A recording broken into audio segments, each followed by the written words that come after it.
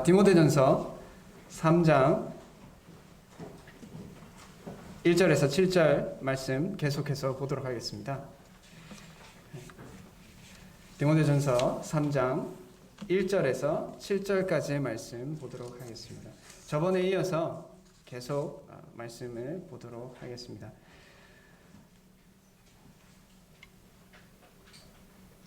제가 이 말씀 봉독하도록 하겠습니다. 미쁘다 이 말이여 곧 사람이 감독의 직분을 얻으려 함은 선한 일을 사모하는 것이라 함이로다. 그러므로 감독은 책망할 것이 없으며 한 아내의 남편이 되며 절제하며 신중하며 단정하며 나그네를 대접하며 가르치기를 잘하며 술을 즐기지 아니하며 구타하지 아니하며 오직 관용하며 다투지 아니하며 돈을 사랑하지 아니하며 자기 집을 다스려 자녀들로 모든 공손함으로 복종하게 하는 자라야 할지며 사람이 자기 집을 다스릴 줄 알지 못하면 어찌 하나님의 교회를 돌보리요. 새로 입교한 자도 말지니 교만하여져서 마귀를 정죄하는 그 정죄에 빠질까 하며 또한 외인에게서도 선한 증거를 얻은 자라야 할지니 비방과 마귀의 올무에 빠질까 염려하라. 아멘. 제가 최근에 저희가 살면서 처음 하는 것들이 있습니다. 살다 보면 처음 하는 것들이 생기기 마련이죠. 저도 최근에 새로운 것을 해보았습니다. 나라에서 무료로 지원해주는 건강검진을 받게 되었어요. 이제 저도 나이가 되니 나라에서 이제 검진을 좀 받으셔야겠네요 해서 검진을 나라에서 해주는 건 처음으로 받게 되었어요. 저도 좀 죄송스러운 말씀이지만 이제 나이가 들어가면서 20대하고는 다를 거잖아요. 그래서 저도 이제 건강검진을 받을 생각을 하면서 좀 기대도 되고 내 건강이 어떠한가라는 생각도 되고 최근에 이제 예전 같지 않는 생각 때문에 좀 기대하는 마음 혹은 또 염려하는 마음으로 검진을 받았습니다. 근데 그 건강검진을 받고 결과를 이제 받았어요. 이게 여러분들도 이런 거 다 해보셨죠? 그렇죠. 그래서 좀 마음이 편합니다. 여러분들과 그래서 제가 이번에 받은 게 심내혈관 질환과 관련된 것을 받았어요. 이걸 받으니까 참 친절하게도 뭐가 문제인지에 대해서 다 설명을 이제 해주시더라고요. 그래서 제가 이걸 건강검진서를 받으면서 생각하게 된 세 가지가 있었어요. 그 중에 첫 번째가 건강검진을 해보니까 저의 육신의 건강 상태를 알게 되었습니다. 제가 어떤 문제가 있고 뭐가 필요하고 뭐는 괜찮고에 대해서 잘 알게 되었습니다. 그래서 건강검진을 받으니까 내 건강의 상태와 내 건강의 목표치가 결정이 돼요. 검진서 받아보시면 현재 상태가 나오고 목표 상태가 나옵니다. 몸무게가 얼마가 나오셔야 되는 게 좋다. 혹은 운동은 몇 회 하는 게 좋다. 음주는 어떻게 하는 게 좋고 또 혈압은 어떻게 하는 게 좋다. 이런 것들이 이게 쭉 나와 있어요. 그러니까 목표가 보여지는 겁니다. 그러니까 나의 건강에 대한 목표를 생각해 보게 돼요. 일반 사람과 대통령의 건강에 대해서 가장 큰 차이점 중에 하나는 이겁니다. 일반 사람은 검진을 그렇게 자주 받지 못해요. 그러나 대통령은 거의 매일 주치의가 건강을 체크해 줍니다. 잘 지내고 계신지, 혈압은 괜찮은지. 그래서 대통령님께서 그 직무를 잘 감당할 수 있도록 그 건강을 계속해서 체크해요. 그렇기 때문에 안전할 수 있는 겁니다. 우리도 마찬가지입니다. 우리 건강에 대해서 우리 자신이 잘 알고 있으면 뭐가 문제인지를 발견하게 되고 그리고 그러기 위해서 노력들을 해갈 수 있습니다.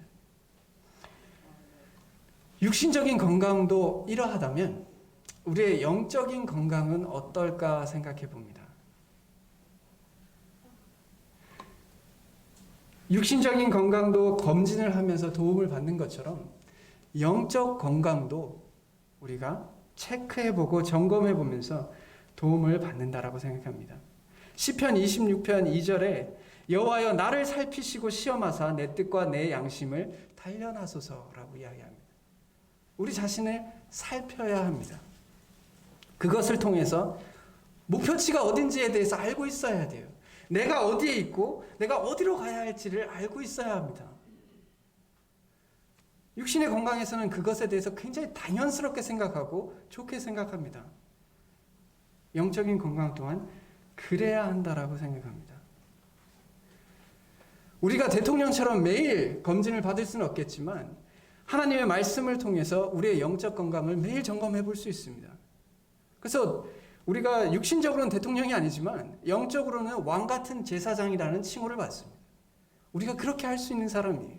말씀을 통해서 정말 왕 같은 삶을 삽니다. 왜냐? 날마다 내 영적인 상태를 점검할 수 있거든요. 우리 안에 성령님을 통해서 그분께서 도우심을 통해서 우리 자신을 돌아볼 수 있게 됩니다. 놀라운 일이죠. 두 번째 생각해 본 것은 만약에 제가 건강이 나쁘다라고 생각을 했을 때 누군가가 권위 있는 분이 의사가 당신 건강이 나쁩니다라고 이야기할 때 제 기분이 나쁠까요? 불쾌할까요? 아, 내 건강 나쁜 걸 저 사람이 지적을 했네? 라고 불쾌하게 생각할까요? 이런 상상을 해봤습니다. 제가 이번에 위 내시경도 했는데요. 제가 위암에 걸린 겁니다. 그런데 의사 선생님께서 저에게 위염이라고 이야기를 한 거예요. 시간이 지나다가 신나서 계속 아파서 다른 병원에 갔더니 위암인 것을 이야기한 겁니다. 당연히 그 진단, 위염이라고 진단하신 의사에게 가서 선생님 왜 위암인데 위염이라고 이야기하셨나요?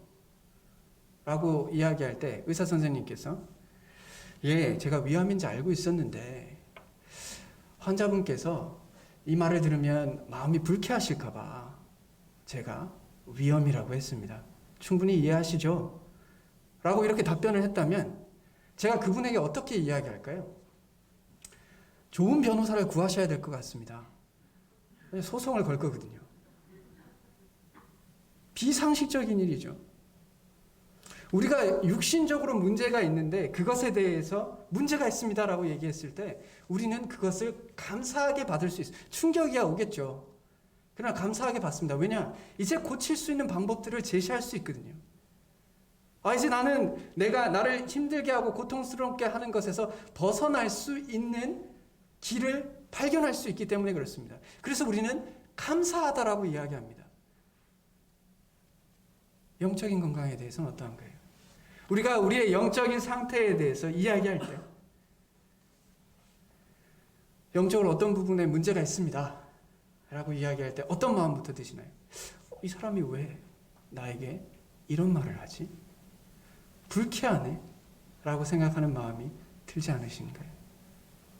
왜 그럴까요? 왜 우리가 육신의 건강처럼 영적인 건강에 대해서는 어떤 문제에 대해서 이야기할 때 불쾌할까요? 왜 마음이 힘들까요? 여러 가지 이유가 있을 수 있다고 생각합니다. 그 중에 하나는 영적인 건강에 대해서 우리가 중요하게 생각하지 않기 때문이 아닐까요? 육신의 건강은 굉장히 중요하고 내 눈에 바로 보입니다. 당장 그 결과도 보게 돼요. 그러나 영적인 건강에 대해서는 사실 그렇게 피부에 와닿지 않을 때가 있습니다. 그러다 보니 일단 내 자존심이 더 크죠. 당신이 뭔데? 그렇기 때문에 우리 스스로 영적인 건강에 대한 진단은 참 개인적으로 받아들이는 경향이 있는 것 같습니다. 하지만 우리가 영적인 건강을 소홀히 할 수 없어요. 정말 그렇습니다. 오히려 이 영적인 건강이야말로 이 육신적인 건강을 또한 이끌어가는 근원이다라고 생각합니다. 전도팀에서 계속 금요일 저녁 8시 반에 계속 공부를 해가고 있는데요. 같이 훈련해가고 있고 교제하고 있는데 그 안에서 이런 이야기가 있었습니다. 그리스도 안에 있음으로 인해서 어떤 행복을 누리시나요? 라고 이야기했어요. 각자의 이제 하나님 안에서 행복론에 대해서 이야기했습니다. 하나님으로부터 어떤 행복을 경험하십니까? 어떤 분은 내세의 소망에 대해서 이야기하고 어떤 분은 하나님이 존재하시는 것 자체로 나에게 기쁨이 된다. 어떤 분은 그분을 위해서 내가 무엇을 할 수 있는 것 자체가 행복이다. 어떤 분은 온전하게 사랑받고 있다라는 것, 세상 그 누구에게도 받을 수 없는 사랑을 하나님께 받고 있기 때문에 행복하다라고 그렇게 이야기를 나눴어요. 하나님께서 우리를 창조하셨기 때문에 하나님으로부터만 누릴 수 있는 행복이 우리에게 있습니다. 그리고 그것이 우리를 살아가게 해요. 영적인 건강은 결국 하나님 안에서 누리는 행복을 체험하면서 살아가는 것입니다. 우리가 건강하지 못하면 그것을 경험하지 못해요. 육신적으로 건강하지 못하면 고통스러운 것처럼 영적으로 건강하지 못하면 우리가 고통스럽습니다. 이것은 우리에게 참으로 중요한 것이에요. 그러므로 우리가 영적으로 어떤 문제가 있다는 부분에 대해서 그것을 듣고 말씀을 통해서 혹은 각자 성경을 보는 것을 통해서 나에게 이런 영적인 문제가 있다는 것에 대해서 불쾌하게 여기지 마십시오. 오히려 이제 그 고통에서 벗어날 수 있는 길이 말씀을 통해서 나에게 보여지는 것이구나. 감사해야 되는구나. 라고 생각한다면 우리가 그 문제를 해결해 갈 수 있습니다. 그러나 그렇지 않으면 해결해 갈 수가 없어요. 의사 선생님이 제일 싫어하는 환자분이 누굴까요? 약을 안 먹는 분이죠. 약을 줬는데 안 먹어요. 방법이 없죠. 우리의 영적인 상태가 그렇습니다. 영적인 건강이 우리에게 그렇습니다.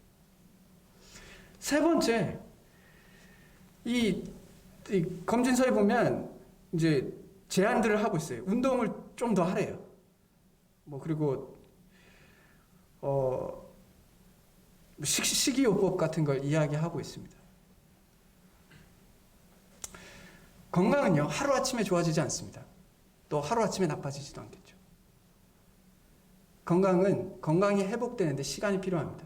다시 건강해지는 데 있어서 노력이 필요해요. 당연합니다. 건강은 소중하잖아요. 좋은 것 중에 쉬운 게 없어요.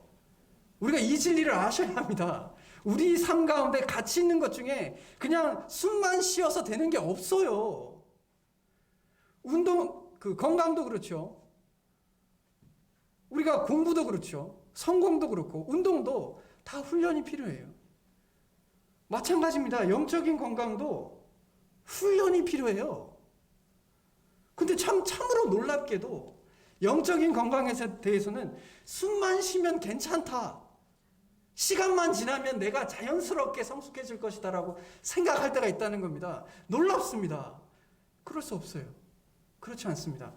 디모데전서 4장 8절에 육체의 연단은 약간의 유익이 있으나 경건은 범사에 유익하니 금생과 내생에 약속이 있다라고 얘기합니다. 여기서 말하는 경건은 경건의 연단을 얘기합니다.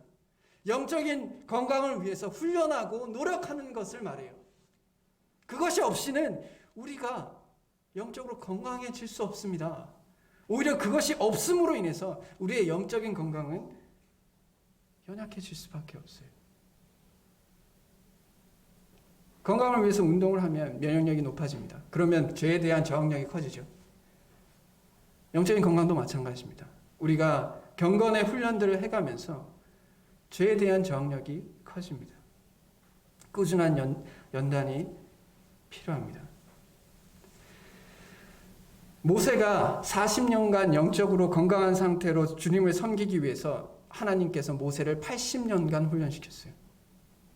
놀랍죠? 3년의 공생애를 위해서 30년간 예수님께서 훈련되으셨습니다. 그럼 우리도 적어도 그 정도는 해야 된다는 얘기죠. 우리가 계속해서 훈련해 가야 된다는 얘기입니다.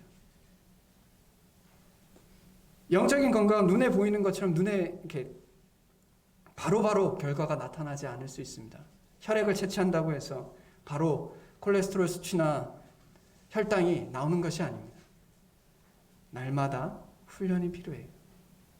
예수님도 습관에 따라 미명히 기도하라고 하셨습니다. 우리 역시 영적인 훈련을 해야 합니다. 저는 그게 답이라고 생각해요. 우리가 은혜에 대해서 생각함으로 인해서 마치 뭔가 가만히 있으면 이루어질 것이다 라고 생각합니다. 아니에요. 진정한 은혜는 주님의 영적인 연단을 위해서 그 걸음을 가는 것에 힘을 보태주시는 겁니다.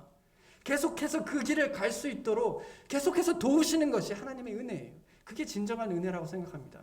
하나님께서 우리에게 줄 수 있는 최상의 것은 하나님이세요. 그분의 성품을 닮아가게 하는 것이 최고의 은혜입니다. 성도님 마음속에 이런 생각을 하실 수 있습니다. 내가 이때까지 이렇게 살아왔는데 어떤 습관과 생각들이 있었는데 이걸 갑자기 바꾸는 것은 너무 극단적이지 않습니까? 제가 질문 한 가지를 드릴게요.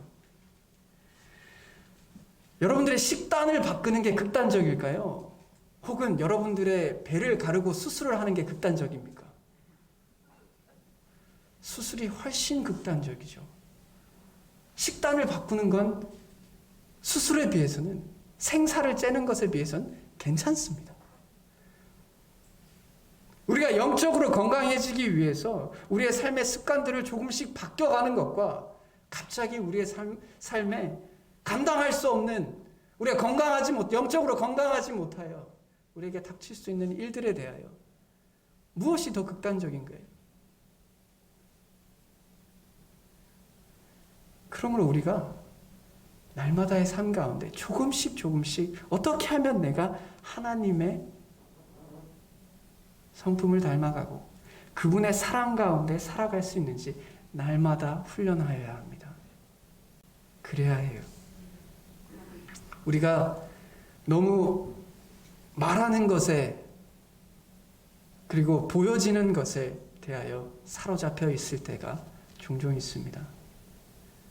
가만히 묵묵히 하나님과 함께 동행하고 그분을 묵상하고 그리고 그런 훈련들을 하며 살아가는 것에 대해서는 참으로 생각하지 못할 때가 있는 것을 발견하게 됩니다. 오늘 이 말씀을 통해서 결국 이 말씀은 장로의 자격 조건에 대해서 이야기하지만 결국 우리의 영적인 건강의 지표에 대해서 이야기하고 있습니다. 마치 혈당이 얼마가 좋고 콜레스테롤이 얼마가 우리에게 건강한 것이며 운동을 주 몇 회 해야 되지 그리고 몸무게가 얼마인 것이 건강한 지표인 것처럼 오늘 이 말씀을 통해서 건강한 그리스도인이라고 얘기하면 이런 모습들이 있어야 한다라고 이야기하는 겁니다. 오늘 이 말씀을 통해서요. 그리고 그것을 이루기 위해선 훈련이 필요하다라고 이야기하고 있는 거예요. 사도 바울이 디모데에게 그리고 우리에게 그 말씀을 하고 있습니다. 오늘 이 말씀을 통해 영적 건강의 지표이자 우리가 훈련되어야 할 덕목이 세 가지 분류로 나눠져요. 하나는 성품입니다. 성품에 대해서 이야기하고 있어요. 성품 가운데 건강한 사람으로서는 가져야 할 것, 그리고 버려야 할 성품에 대해서 이야기하고 있습니다. 둘째는 이 영적으로 건강한 성도가 어떤 것을 행하는지에 대해서 이야기하고 있습니다. 세 번째가 그 성품과 그 행함의 영역들이 어디에 있는지에 대해서 이야기하고 있어요.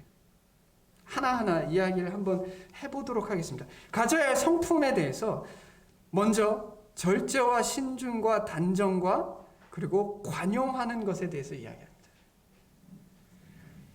자, 이 성품에 대해서 가만히 이제 묵상을 하고 또 이 말씀들을 분별해 갈 때 깨달은 것들이 있습니다. 깨달은 것이 있어요.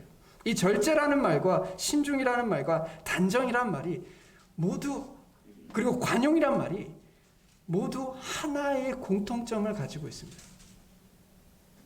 그것은 뭐냐? 절제라는 것은 결국 자신을 다스린다라는 말입니다. 그래서 선을 지킨다라는 거예요. 내가 넘어가지 않는다는 거예요. 내 스스로를 컨트롤한다라는, 통제한다는 것입니다. 그리고 신중은 그 선을 아는 거예요. 어느 선까지가 절제인지에 대해서 아는 지혜를 신중이라고 얘기합니다. 단정은 제가 한자어로 찾아보니까 외모와 이제 용모가 단정하다, 보기 좋다 이런 의미로 이제 한자가 해석이 되어져 있는데 헬라어는 사실 그렇지는 않습니다. 번역을 왜 그렇게 했는지는 모르겠지만 원래 헬라의 뜻에는 질서 있는 모습입니다. 마치 통제되어 있는 것처럼 군인이 그러한 것처럼 어떤 질서와 기준 가운데 살아가는 것을 말해요. 관용은 용납해 주는 것에 대해서 이야기합니다.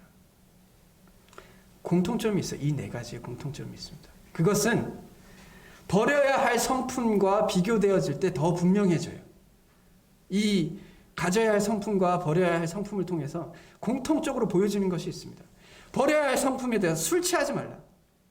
술을 즐기지 아니하며 구타하지 아니하며 다투지 아니하며 돈을 사랑하지 않는 것에 대해서 이야기합니다. 이 네 가지와 가져야 할 성품 이 네 가지를 비교해 보면 한 가지의 공통점이 있습니다. 그것은 나의 인생의 통제권이 누구에게 있느냐에 대한 이야기입니다.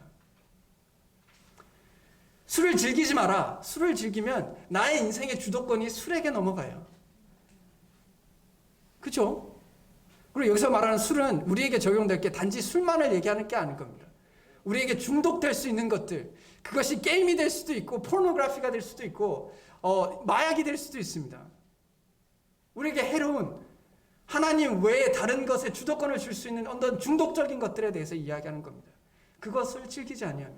두 번째, 구타하지 아니하며. 이것은 구타가 언제 나오죠? 분노에 사로잡힐 때 나옵니다. 우리가 분노에 사로잡히면 이런 일들이 우리의 삶 가운데 일어나요. 그럼 다투지 아니함. 언제 다퉈요? 우리 안에 미움이 있을 때 다툽니다. 미움에 사로잡혀져 있을 때 우리는 다툽니다. 돈을 사랑하지 말라고 했습니다.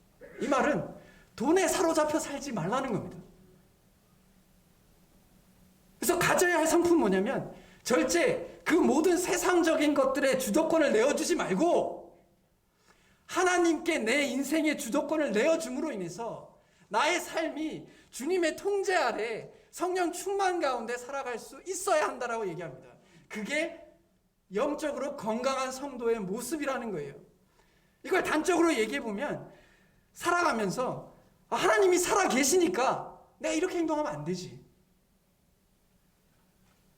하나님께서 내 인생을 관여하고 계시기 때문에 내가 이렇게 행동한 것을 회개해야지 라고 하는 겁니다. 그게 영적으로 건강한 사람인 거예요. 이것을 사도 바울은 에베소서 5장 18절에 이렇게 이야기하죠. 술을 취하지 말라. 술 취하지 말라. 이는 방탕한 것이니 오직 성령으로 충만함을 받으라. 제가 이 말씀을 가지고 성령 충만의 의미가 무엇인지 전에 말씀을 드렸습니다. 성령 충만의 의미는 성령에 의해서 통제받는 삶입니다. 성령님이 나의 인생의 주도권을 가지는 것이 성령 충만이에요. 그것이 술이 나의 주도권을 가지는 것과 반대되는 것입니다. 우리가 영적으로 건강해지고 싶으신가요? 세상의 모든 악한 것에 주도권을 주지 마십시오. 그럼 우리는 건강해집니다. 기억하는 거예요. 나의 주도권은 누구에게 있느냐? 내가 누구의 권세 아래 살아가며 누구의 뜻대로 살아가고 있는가? 그것을 기억하는 것이, 그리고 그런 삶을 살아가는 것이 영적으로 건강한 사람이고, 그것이 장로의 자격들이 되어야 합니다. 당연하지 않나요? 건강하지 않는 사람이 다른 사람을 어떻게 도울 수 있어요? 내 팔이 아픈데 다른 사람 팔을 도울 수 있는 여력이 별로 없어지죠. 그래서 이것이 리더에 대해서만 이야기하는 것이 아닙니다. 우리 모든 성도가 건강해져야 한다라고 이야기하고 있어요. 그럼 우리가 그러해야 한다고 생각합니다. 그렇게 계속해서 건강해질 수 있기를 바라요. 영적으로 건강한 사람이 하는 행동에 대해서 말씀하고 계십니다. 나그네를 대접하며 가르치기를 잘하며 라고 얘기해요. 이때 당시에는 지금처럼 예배당이 보편화되어 있는 교회 시대가 아닙니다. 대부분 가정이 교회였어요. 그러면 그 가정인 교회에서 할 수 있는 섬김의 대표적인 건 결국은 대접입니다. 손님 대접이에요. 성도들이 이게 여행을 하거나 또 외부에서 누가 왔을 때 결국 가정에서 그들을 대접하는 것이 그때 당시 교회에서는 섬김의 대표적인 모습이었어요. 그래서 영적으로 건강한 사람이 하는 대표적인 행동은 섬김과 가르침이에요. 가르침은 이거죠. 전도와 전수입니다. 복음과 제자 양육이에요. 그래서 건강한 사람은 섬기고 복음을 전하고 제자 양육을 위해서 힘쓰는 사람입니다.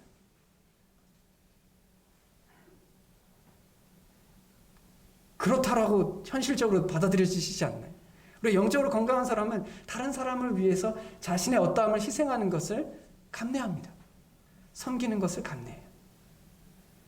건강하니까. 또한 건강한 사람 다른 사람에게 내가 만약에 의사가 막 아파요. 근데 이렇게 하면 나으실 겁니다 하면 약간 신뢰가 안 가지 않아요? 건강한 사람은 가르치는 사람이어야 합니다. 이것이 건강한 사람이 행하는 일이에요. 이제 그 행함의 영역에 대해서 이야기합니다. 사도 바울이. 첫 번째가 가정이에요. 가정부터 영적인 건강이 이루어져야 된다라고 얘기합니다. 가정을 제대로 못 다룬다면, 가정에서도 영적으로 건강하지 못하다면 어떻게 할 것인가에 대해서 이야기하고 있어요. 그리고 두 번째로 그 영역은 교회입니다. 장로의 자격에 대해서 이야기할 때 새로 입교한 자도 말지라고 얘기했습니다. 그 말은 교회 안에서 성숙하고 입증되어질 시간이 필요하다는 거예요. 세 번째, 사회로 나갑니다. 교회 밖에서도 비난받지 않는 사람. 뭐 완벽한 삶을 살지는 않겠지만 사회에서 이 사람은 도대체 내가 이 사람을 보는데 마음이 되게 불편한 거예요. 근데 그런 사람이 교회에서 건강하다라고 이야기할 수 있을까요? 그럴 수 없다고 생각합니다. 이렇게 사도 바울은 영적으로 건강한 모습에 대해서, 그리고 그런 건강한 모습의 지표에 대해서 이렇게 잘 이야기해 주고 있어요. 재밌는 것은 이 건강한 사람이 하는 일에 대해서는 두 가지만 이야기하였지만 성품에 대해서는 꽤 길게 총 8가지가 넘게 이야기를 하고 있어요. 성품에 대해서는. 이 말이 말하는 것은 무엇이냐? 건강한 사람에게 있어서 제일 중요한 지표는 인격이다라는 겁니다. 인격입니다. 여러분들.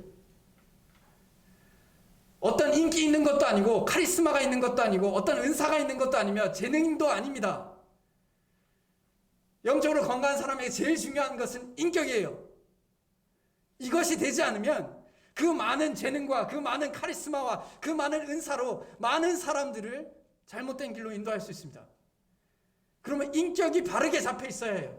그것을 목표로 가지고 있어야 합니다.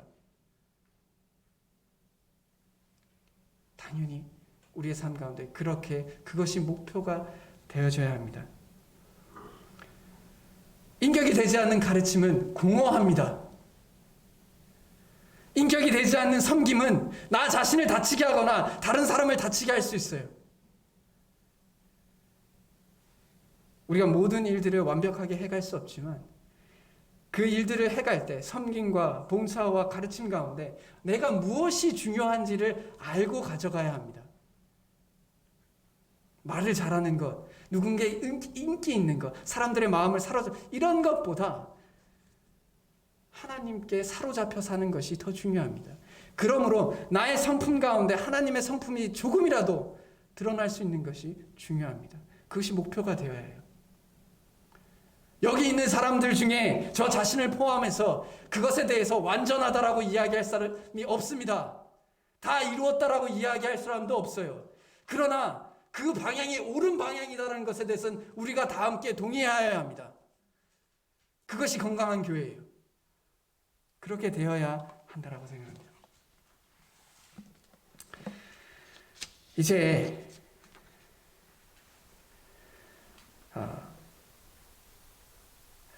여러분들의 한 가지 질문과 잠깐의 말을 통해서 마무리를 하도록 하겠습니다. 여러분들의 신체 건강 나이와 실제 나이가 같나요? 동갑이세요? 아니죠?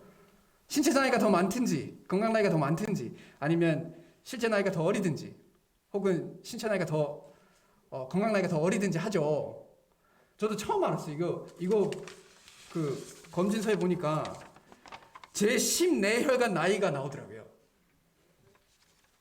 몇 살인지는 안 알려드리지 않겠습니다. 잠깐만요.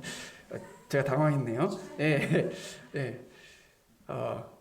근데 재밌는 게 여기 이제 그 목표 상태에 대해서 이 앞으로 어떻게 해야 되는지에 대해서 이걸 잘 지키면 제가 제 심혈관 나이가 33세까지 된대요. 놀랍죠? 근데 제가 이걸 보고 뭘 느꼈냐면 내가 도저히 이제 20대로 돌아갈 수 없구나. 내 신체 나이가 도저히 20대로 이제 돌아갈 수 없는 나이가 되었구나. 내가 아무리 시키는 대로 최선을 다해도 33세가 마지막이구나 라는 생각을 했어요. 충격이죠.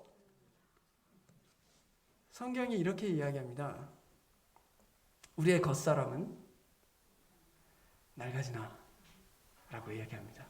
우리가 아무리 육신의 건강에 대해서 최선을 다해도요, 낡아져가요. 늙고 결국엔 죽음을 맞이할 수밖에 없는 것이 육적 건강의 한계입니다.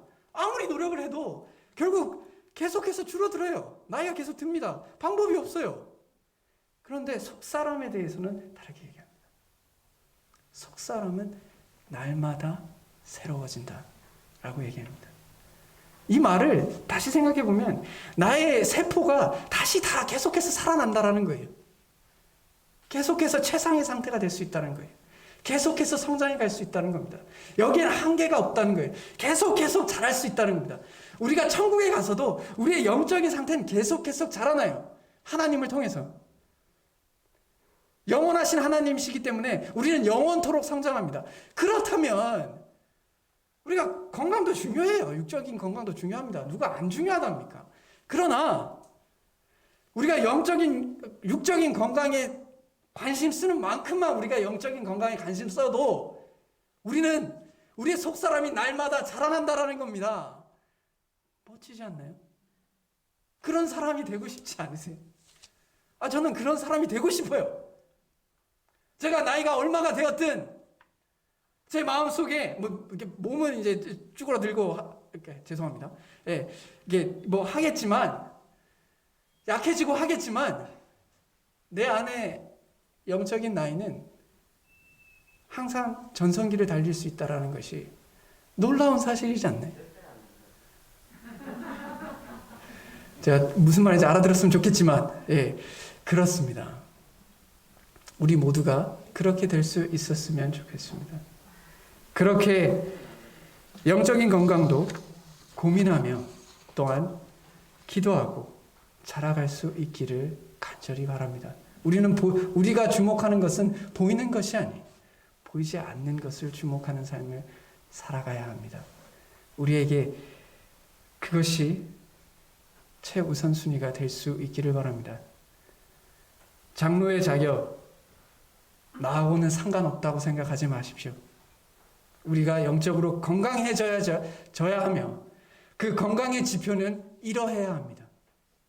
그러므로 우리가 이 말씀을 통해서 영적으로 다 같이 건강해질 수 있는 교회가 될 수 있기를 간절히 원합니다. 다 같이 기도하겠습니다.